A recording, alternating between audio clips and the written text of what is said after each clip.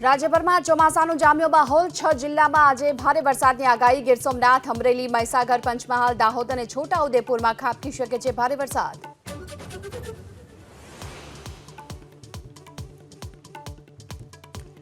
સૌરાષ્ટ્રમાં મેઘરાજાની ધમાકેદાર બેટિંગ 24 કલાકમાં જૂનાગઢના મેંદરડામાં 4 ઇંચ વરસાદ। રવિવારે રાજ્યના 20થી વધુ તાલુકામાં મેઘમહેર।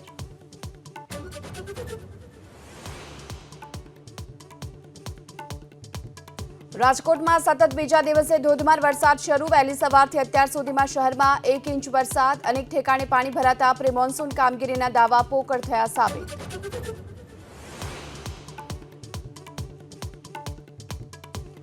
વડોદરા શહેર અને ગ્રામ્ય વિસ્તારમાં મુશળધાર વરસાદ। કરજણ, ડભોઈ, શિનોરમાં ગાજવીજ સાથે તો વાઘોડિયામાં જળબંબાકારની સ્થિતિ।